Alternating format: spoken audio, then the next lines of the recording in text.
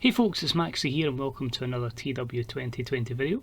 You join us today with AEW and we're back on our run into 2022. Now for you guys, it's only been a couple of days since the last episodes. Myself personally, it's been 2 weeks since I booked the save. I've actually managed to book about 20 episodes at Impact in that time. But I feel that's the best way to do it because the continuity with the booking just helps everything flow a lot more natural. Now, as we get into this show, obviously this is the beginning of Dynamite and then Lightning, so we're going to have our 2 shows. Before I went into this episode, I hadn't done the brand split, as in the split is done, but it's not effective to each show. And I had to think about it. I was like, I could filter out the roster on the actual booking screen, but I thought the reality is, you could probably treat this as a season premiere for both shows, and obviously go for that mega rating. So this episode of Dynamite and the upcoming episode of Lightning in a few days will feature both brands, but the brand split will be full effect from the week 2 of January shows.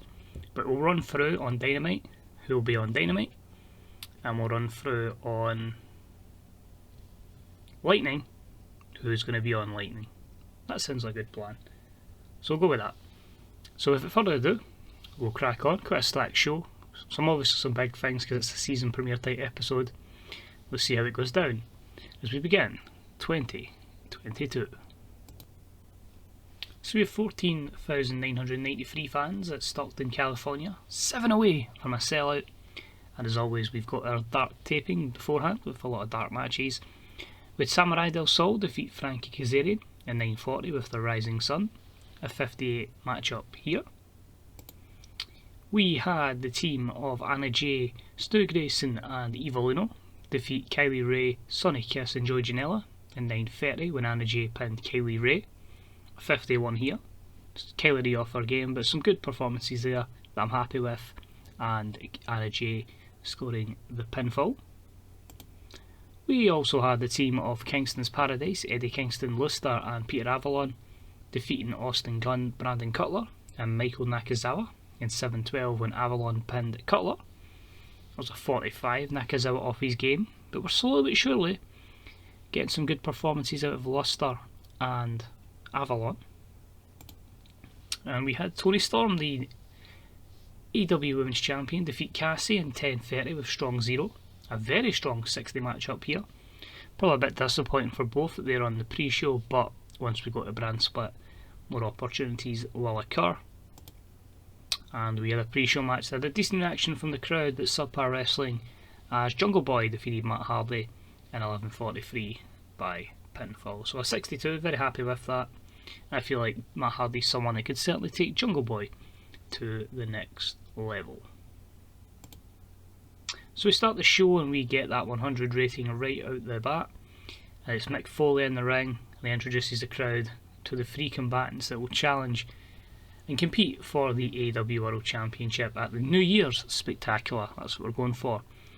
He says Pac, it's a bit of a shame for him that he is going to have to defend it against 2 men and doesn't need to be pinned to lose the championship, but he's been a phenomenal champion and he is at such a level that even he could come through this. And Cody and MJF, Cody obviously, you've managed to finally get your way into a championship match, but that rule still stands. If he doesn't win this matchup, he will never compete again for the AEW World Championship. MJF's fine, he never put that stipulation in, he only had the minor one there, so he doesn't need to win, but at the end of the day, he could be still one of the youngest world champions in history of wrestling. But Mick Foley basically says any contact over the next couple of weeks will result in severe consequences. You can play as much mind games as you want, you can talk as much trash as you want, just don't jeopardise what could be a spectacular main event. So 100, perfect, gets over our main event for the pay-per-view. First up we had a match that had Subpar Wrestling and Little Heat as Samoa Joe defeated Kip Sabian in 8:40 with the Kukuna Clutch. A 64, simple, effective, getting more momentum on the side of Samoa Joe. It's weird, the likes of Joe, Nakamura, Styles, they should, in theory for what we've got, be a lot more over. So I want them to get to a good level, because eventually they are going to drop down the card, but we need to use their star power they would have in real life, which isn't quite reflected in the game. Hype package for one of our new signees to the women's division, debuting in the next few weeks, will be Shotzi Blackheart, and that's in 19, that deal we already knew about. As I say, not too long until Shotzi appears for AEW, that's in 19. We're having an abysmal matchup in the women's division with good ratings, so quite shocked that this is classified as abysmal. But Kairi Hojo picks up a win over Indy Hartwell in 5:36 with a spear. Again, just building up some momentum for Kairi, and a 61 is a very good matchup. Hopefully, in this type of matchup, that Indy can certainly gain some development from. With a promo from Jon Moxley, and only a 79, and he says it's quite interesting how dangerous Pentagon Jr. can be and what he tried to achieve at the end of the End of the Line pay-per-view. Not on Moxley's watch, you know what I mean? He finds himself as quite a hard man. He's quite a guy that can be one of the most violent around here. He thinks he might just pick a fight with Pentagon Jr. So that's one to keep an eye on in the upcoming weeks. Maybe disappointed the 79. I thought this would draw a lot higher, but it is what it is, and that feud will carry on the brand they're on, which I can't remember. I think they're on Lightning, but I'll need to double check that. We'll see after the show. Per matchup, we had the EU, Miro and Claudio Castagnoli defeat the Hybrid 2 in 9:32 when Castagnoli pinned Jack Evans with a neutralizer, again giving them some good momentum going forward, and a 65 rated segment. A wee promo for the Acclaim, giving them some more TV time, basically just cutting a random rap on. We'll just go with Miro and Claudio in this case. I just like to fit them in every so often so we can try and get them over, but a 36 gives them a bit more exposure. Moving along, we had a promo from the Fashion Empire, which is our stable of Mercedes Varnado, Chelsea Green, and the recently joining them Dr. Britt Baker, DMD, and Deonna Purrazzo. They talk about basically how Mercedes wants to bring a group of winners together, but ladies together that have style and class far above anything else in AEW. So that's the kind of gimmick we're going for here. They're better than everybody. They're like kind of A-listers, and everybody else is just gross to them. Mercedes looks good. Deonna was underwhelming, and she's getting better at her gimmick. The reality is, Mercedes should drag the three of them up to her level, but 46. And we had a tag match. It was abysmal, and it was a team of Chelsea and Deonna who defeated Team Kick, Evie and Heidi Lovelace, in 8:15 when Chelsea Green pinned Heidi. So overall, pretty good. 47. Evie was off her game and still had the best in-ring performance, so expect good things from the former Dakota Kai, but we'll keep her as a babyface just now. Quite happy with that Team Kick being reunited, and yeah, 52. I think she can only get better, but that's good. And a long way to work on with Deonna, Chelsea, and Heidi. But shown again now, we've got a great women's division. We just need to get them over, and this is including obviously the Joshies we've got, and the other women that we'll be looking to bring in down the line, because I want two extremely strong women's divisions.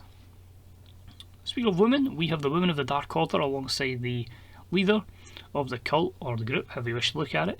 Sister Brody Lee is alongside Anna Jay Abaddon and Priscilla Kelly. This segment at 56. He says he's so proud of Abaddon and Priscilla Kelly for winning the match up at End of the Line, and they'll get their opportunity against Maya Iwatani and Riho when the opportunity arises. So they're hoping that match should take place at the next pay-per-view. So he just wants them to be focused and ready. He says he's a bit proud of Anna Jay. She was obviously really engrossed in that brawl at the end of the Line.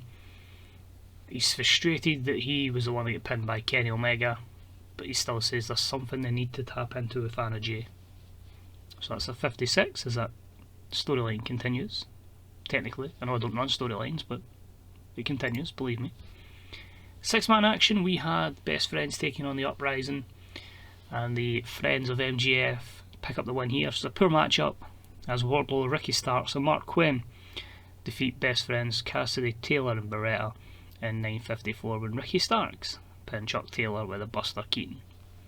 Orange Cassidy win 80, so I really need to stop having him in matches with Chucky and Trent because he's losing a lot and he could probably make his way to the main event. But 65 is good, and a win over these three will certainly help the development of Quen, Starks and Wardlow. Also, I've been doing this save for nearly 2 years in game, still haven't changed Trent's name. Now, is that laziness or is that laziness? Moving along, we have an elaborate entrance for Shinsuke Nakamura, his debut on Dynamite at least. He obviously featured at the end of the line event in our last show. Only a 58, a long way to go. We're getting Shinsuke over, and his matchup was against Lance Archer. It was decent, subpar wrestling, decent reaction from the crowd, and he wins against Lance Archer with the running single leg high knee strike, otherwise known as Kinshasa.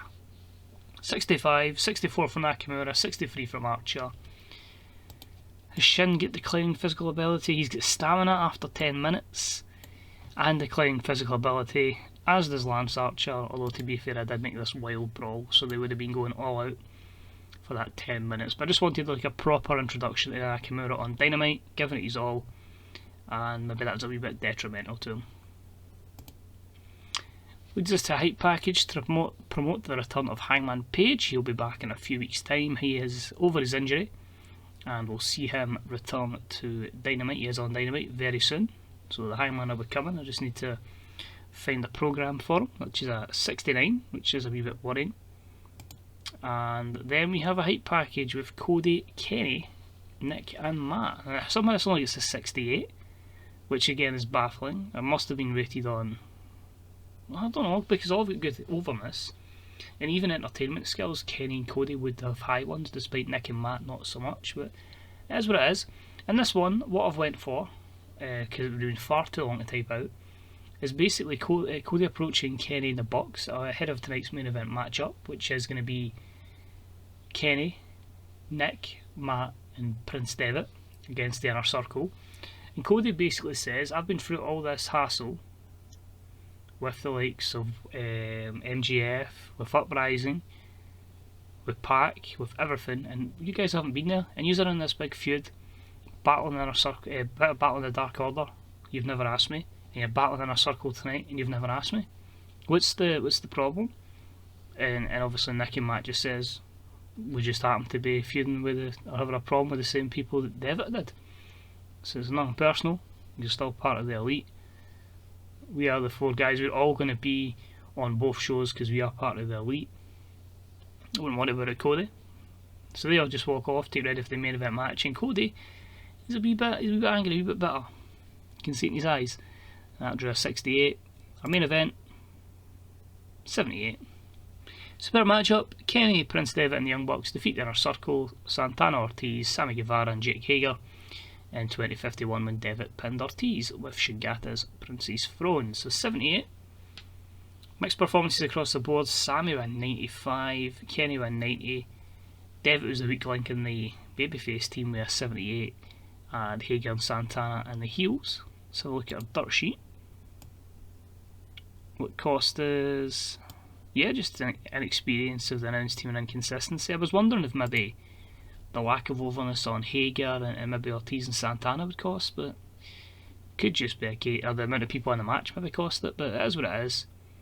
And yeah, we'll go from there. But overall, a 78 main event, and the babyfaces reign supreme in our final Dynamite before the brand split.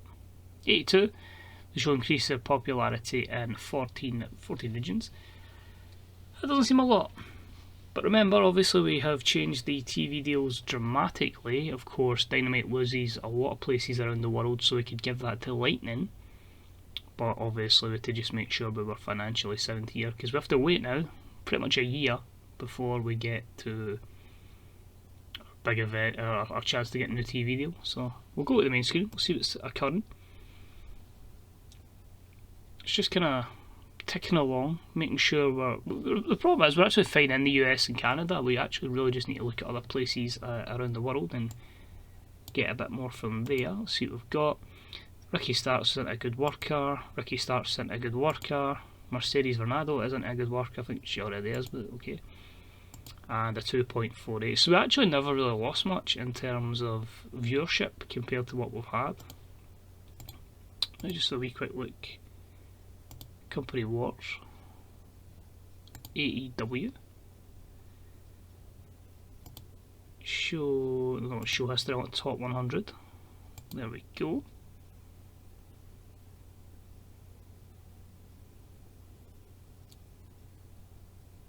So I'm trying to think, we just obviously came to December. So you can see there May, October, that's obviously when we lost, like the ones in like City, we lost that big deal. But there you go, 2.7s in November, December. So the fact that we had to can off what we did for a 2.48, I don't think it's too much of a drop off.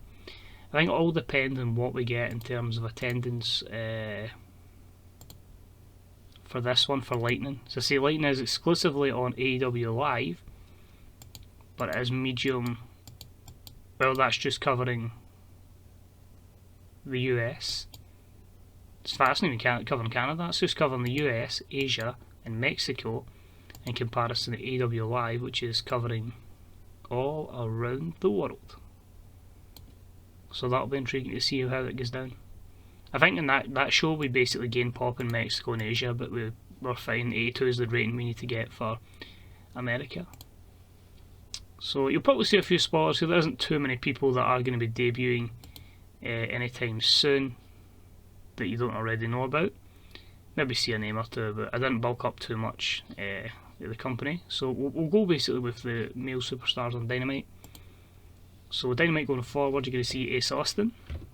You're going to see Alex Reynolds, Austin Creed, Brandon Cutler, Brian Cage, Chris Jericho, Chima, Claudio Castagnoli, Eddie Kingston, El Lindemann, Evil Uno, Hangman, Hanson, Isaiah Cassidy, he's back from injury, Joe Janela, John Silver, Jungle Boy, Kip Sabian, Lance Archer, Laredo Kid, Luchasaurus, Luster, Marco Stunt, Mark Quinn, Miro, MJF, Pete Dunne, arriving soon, Peter Avalon, Prince Devitt, Raymond Rowe, Ricky Starks, Samoa Joe, Sean Spears, Shinsuke Nakamura, Sir Brody Lee, Sonic S, Stu Grayson, T-Hawk, The Blade, The Butcher, Tommy End, Tyler Bate, Wardlow, and Will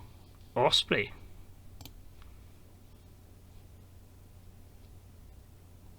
In our women's division on Dynamite, of Abaddon, Ali, Anna Jay, Ashley Lane, Bea Priestley, Cassie, Evie, Heidi Lovelace, Jamie Hayter, Kairi Hojo, Camille, Kelly Ray, Nikki Storm, Penelope Ford, Priscilla Kelly, Shayna Baszler, Shotzi Blackheart, and Tennille Dashwood. All referees and road agents will be on both shows in a cost-cutting exercise, as well as, all champions will be in both shows, so the likes of Maya Ibatani, Riho, Hikaru Shida, Kenny Omega, obviously will be there as part of the Elite, so Cody, Kenny, both the Bucks on both shows. Also was my reasoning for allowing me to get bigger ratings by utilising the likes of Cody, etc. But they'll all be on both shows as we look to go forward. But that's it for this episode. We'll now crack on and see how the debut show of Lightning goes, and if it was a decent move financially or not. We'll see what kind of TV rating that gets as well. So thanks for tuning in, much appreciated. Let me know what you think of the Dynamite brand and that roster. As I say, brand split starts next week. And until then, good day and good night, and I'll see you soon. Bye bye.